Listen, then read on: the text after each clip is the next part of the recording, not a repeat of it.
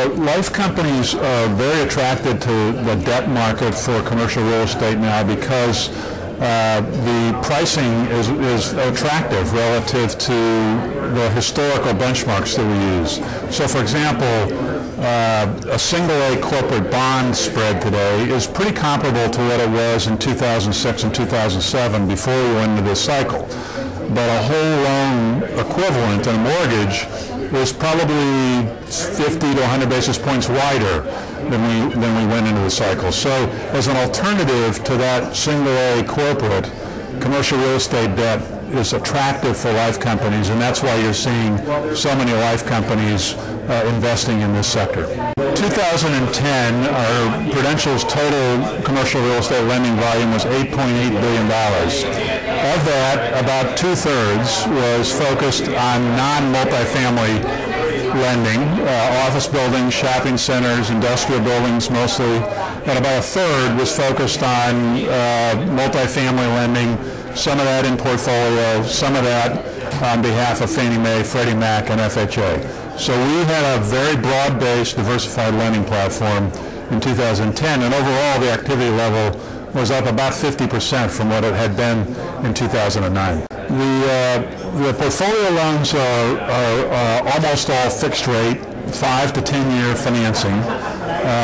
The property types include fairly broadly, fairly evenly distributed among industrial buildings, office buildings, shopping centers, and multifamily properties in the portfolio. As I said, 5 to 10 year terms, fixed rate, call protected, so with some sort of yield maintenance provision for prepayment. And the leverage levels, range from 50% all the way up to 70 or 75% for the right asset in the right market. Most of the lending we're doing is in primary markets. I'd say, the top 10 or 12 major metropolitan areas, institutional quality assets with sponsors that are experienced in those markets and have had good track records of running these properties. And I think that the flow of capital is a bit ahead of the real estate fundamentals. That's not unusual coming out of the bottom of a cycle.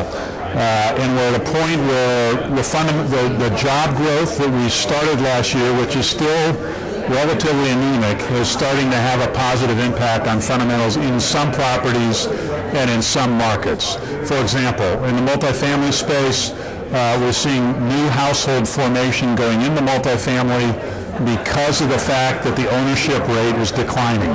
That's helping drive multifamily fundamentals. Rents are starting to go up. That gives lenders comfort, and it's causing capital to flow back into that sector. The office market is a little more diverse. Some markets, like New York, seem to have bottomed and perhaps improving. Some markets still experiencing some increasing vacancy rates. Industrial buildings are benefiting from trade flow, from the resurgence of inventory levels, and so we're feeling good about some of those markets. In the retail space, it's very much locally focused. Depends on the demographics and the use of the property, but strong grocery-anchored centers, strong shopping centers have been good places to invest, and we're seeing sales rebound in those sectors.